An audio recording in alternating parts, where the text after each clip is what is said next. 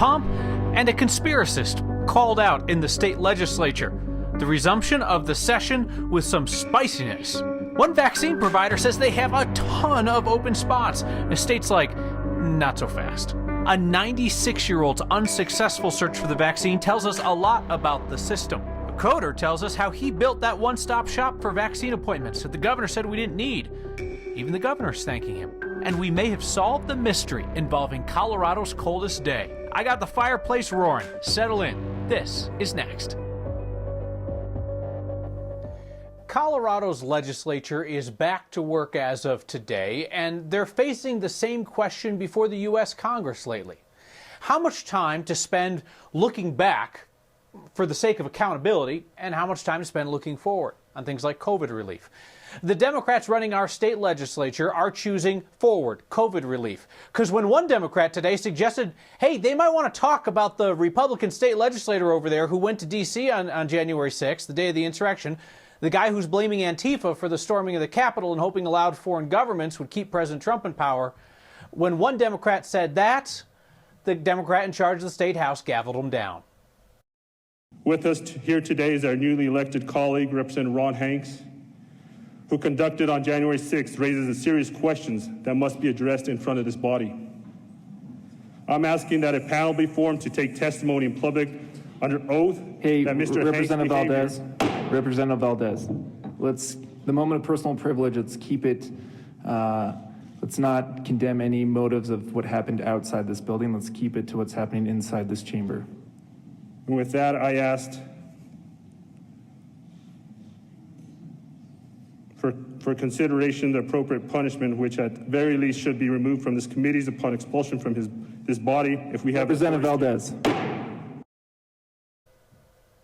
As Democratic State Representative Donald Valdez of La Jara calling for up to including the expulsion of newly elected Republican Representative Ron Hanks. And that was Democratic House Speaker Alec Garnett lowering the boom. Our politics guy Marshall Zellinger would like to take you behind the scenes of the state legislature tonight to meet the state employees who take impossible to understand legislatives.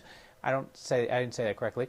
And they simplify that language so that we and you and state legislators can all understand the bills that will change our state. Where you might put colored tabs on a cookbook, Greg Sabetsky flags Colorado laws. Every one of these tabs is like a statute that I've had to reference in the past. Greg is principal economist with Legislative Council staff. They're the group that normally works behind the scenes in the Legislative Services building across the street from the state capitol. I grew up, honestly, saying that I wanted to be a trusted expert in a subject that matters, and I think that I've accomplished that. If you ever want to understand what happens in the building across the street, you have to read the work from Greg and Josh and Aaron and Anna and the other members of Legislative Council staff. We, take bills that could be anywhere from 10 to 100 pages, take that all the legal stuff in the bill, condense it into a 3 or 4 page document typically. For example, before you voted on Proposition EE last year, the cigarette and nicotine tax, it was first a 43-page bill at the state legislature. Luckily, there's an easy button on the state's legislative website. Instead of viewing recent bill text, you should view recent fiscal note. That 43-page legalese was simplified into 9 pages with bite-sized, easy-to-understand sections. The bill is definitely hard to read if you're not used to it and have that legal background. So we try to condense it into information that is more readable. Bill, appropriately named, is the fiscal note manager. He helped oversee a fiscal note 2 years ago on a 1,565-page bill that was summarized in 2 pages. We'd like to have 2 or 3 weeks, but sometimes it'll be as fast as a couple days. Their work is more than dumbing down legislation. The fiscal note has to explain, the fiscal part of the bill. Is it going to increase or decrease state revenue, and by how much? Is it going to require the state to spend money, or is it going to reduce the amount of money that we're spending already? Even though the Legislative Council staff is housed in what used to be the Colorado State Museum, I didn't see an abacus. I think we have a magic 8-ball. Just a friendly calculator. Hello there. As you can imagine, not every fiscal note will get the cheers from the lawmaker that has requested it. It turns out the people who do that, the Legislative Council staff, they don't deal with policy, but they will take input. Perhaps another state has implemented something and a lawmaker might suggest, review this and rework the math. They'll do that, but they will never opine on whether or not it's good or bad policy for the state. Kyle. And it's a really vital function, Marshall, because it's so easy for people to spin and misrepresent what's in a bill. You need somebody, along with you, obviously, kind of calling balls and strikes and saying, here's the impact. Decide for yourself whether you like it. And more power to them. There's a whole division from Legislative Legal Services. They write the bill, and then the Legislative Council staff helps make sense of it and figure out the math of that bill. And without that work, I don't know that I would be able to dumb down the bill myself. I at least have their work to work off of. Marshall, you've been explaining things to me for years. I have every confidence you can make it as dumb as it needs to be. Thank you, sir. Hey, if you're out there hunting for a vaccine appointment, VitaCare may have popped up in your social media feeds. They are offering a ton of vaccine appointments at clinics in Denver and Fort Morgan. So many appointments that I've heard from Next viewers, I think both by email and on Instagram Messenger, people like, is this for real? Like, there's so many of these appointments. VitaCare is for real, but here's the thing. They do not have approval from the state to get the vaccine and give it out yet. On top of that, the state warns these providers, don't schedule appointments until you know how much vaccine you're going to get for your clinic. VitaCare has vaccine appointments listed for the next several months, clear through mid-May. Woman we talked to in VitaCare's immunization department told us she's confident that they're going to be able to fulfill all those appointments. She also acknowledged that they had been directly warned by the state not to advertise appointments that they are not certain that they can keep. The health department told us today they're going to be following up with VitaCare. All right, vax check time. So far, 12.2% of the state population has received the first dose of the vaccine. It's a bit more than 700,000 people. Of that, 300,000 some have both doses. So we keep hearing about people who are 80 years and older, 90 years and older, who can't find a vaccine appointment. And now they're stuck in this sea of 60-something-year-olds, plus teachers, who are eligible for those same appointments.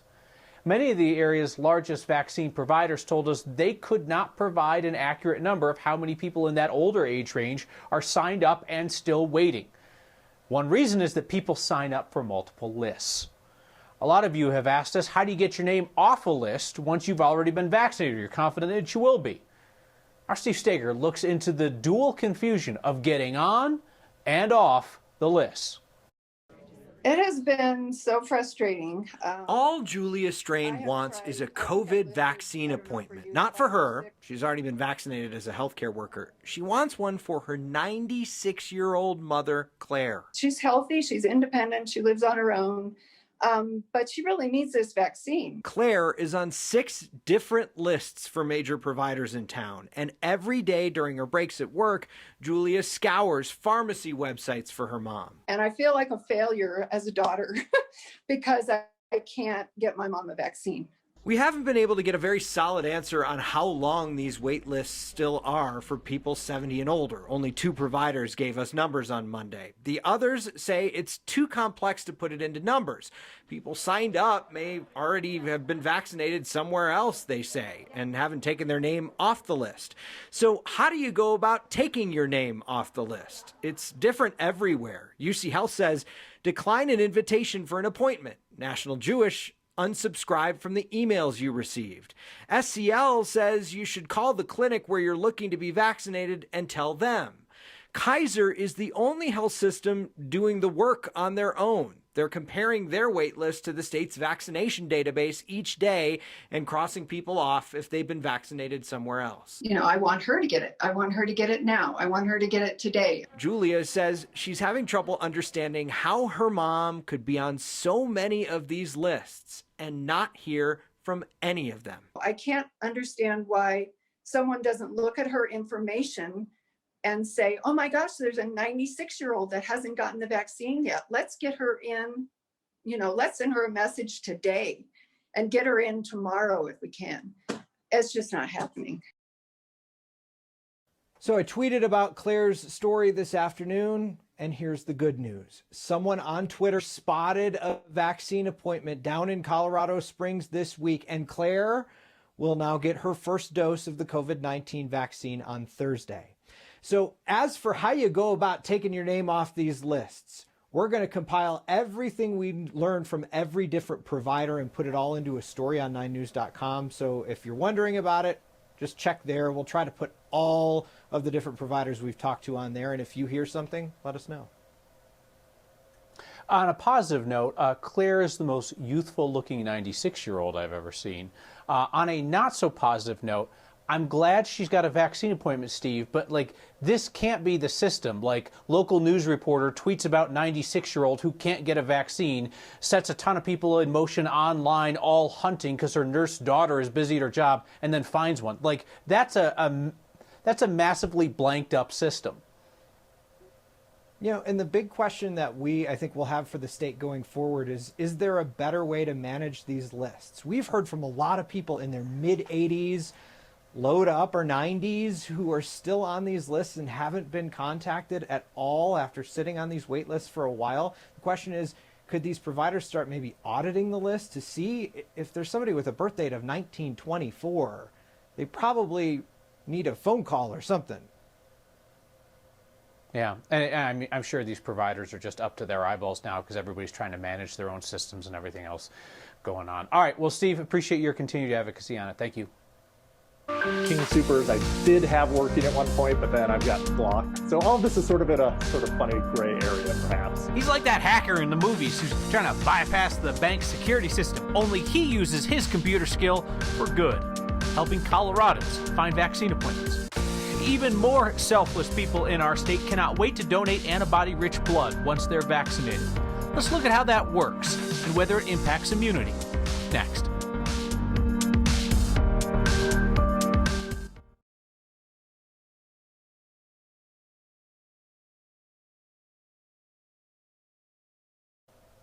The governor told us during our recent vaccination town hall that Colorado did not need a single place where people could sign up for vaccine appointments, that it wasn't necessary. Health systems could take care of it.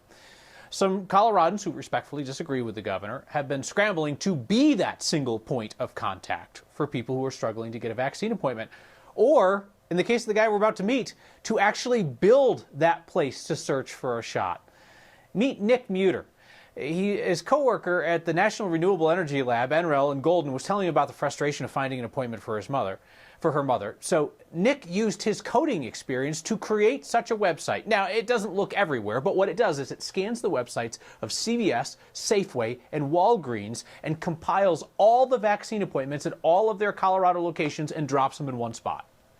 So at least able to show some of this pharmacies all in one place. That eliminates a lot of the finding a location, seeing that there's no appointments available, then having to click back, search for another location, and just sort of all this playing whack-a-mole and sort of searching for things. And that's what I was hearing from a lot of my other coworkers, that had this problem and frustration when trying to find vaccines for their parents. So. Nick's coding work even caught the attention of Governor Polis, who apparently saw it on Reddit. He thanked Nick for creating the tool, and the governor, to his credit, shared it widely on his own social media. Tonight's next question comes from Heidi. She wants to know if donating blood after getting the COVID vaccine might reduce its efficacy for the donor. A lot of people want to donate antibodies after their immunizations, but does that compromise the immunity of people when they do that? Here's 9 Health expert Dr. Pyle Coley. The vaccine teaches your body how to make antibodies against the virus. When you donate blood or donate your plasma, you are donating some of the antibodies that you've already made. But the good news is that you have what's called memory B cells, which are essentially the factories that make the antibodies. So even if you donate away some of those antibodies, those memory B cells will turn out more antibodies. Dr. Coley says you do have to wait until you're fully immunized, all the shots, in order to give blood. You need to wait at least 2 weeks because that's how long it takes for the antibodies to build up in your system. The coldest day in Colorado history has been a lingering mystery around these parts. A cold case, you might say. Meteorologist Corey Rebenhagen did some meteorological detective work for us, and he came up with the answer. Next.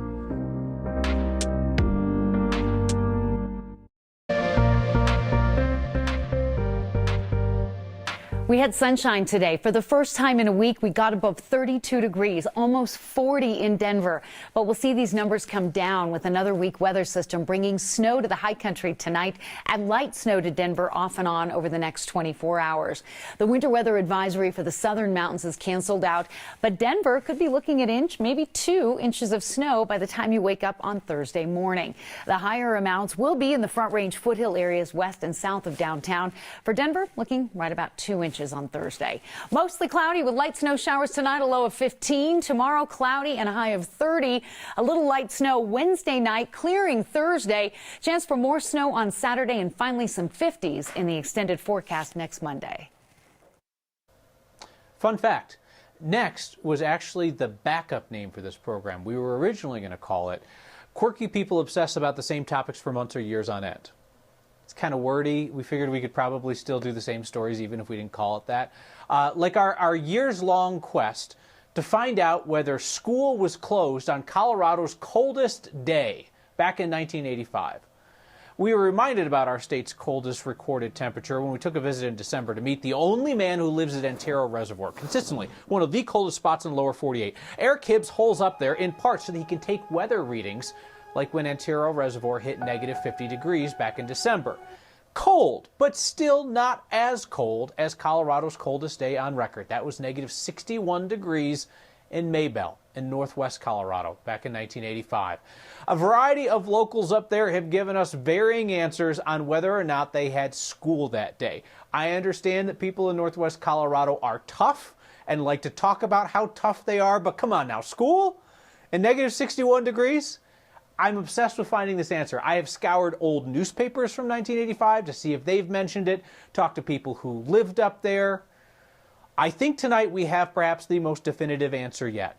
Moffat County Schools told our Corey Reppenhagen today they're pretty sure that all of the schools in Moffat County, including Maybell Elementary, were in fact closed on September 1st, 1985. They were worried that the school's heaters couldn't run with low natural gas pressure caused by the cold. Maybell's record hasn't been touched since that day. A former state climatologist, Nolan Duskin, remembers it as pretty big doings. They were all proudly wearing T-shirts the next summer that showed their being the record cold spot in the state. They said, if we're going to be this miserable, we might as well flaunt it. And they printed up some other things. They had a banner in town for a while, and on the general store, they put a sign, the coldest spot in Colorado. Small town, big claim to fame. All right, what do you say? Are we done with our obsession over Colorado's coldest day ever? Yeah, I didn't think so either. Identifying a driver from our fine state without ever looking at the license plate. How to do that, plus your feedback, next.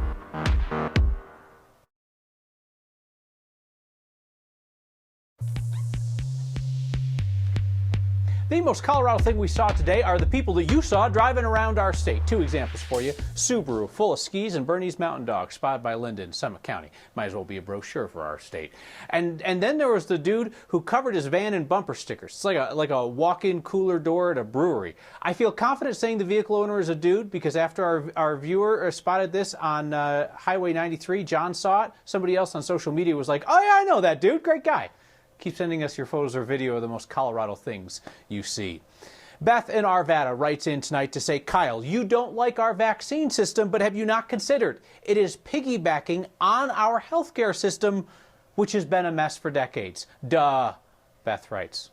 Okay, that's fair enough. I do think that our providers are doing their best. Diana in Littleton writes, is there a worse way Colorado could have handled the vaccine rollout? Absolutely, Diana. We are about middle of the pack. Have you seen Utah? Woof. See you next time.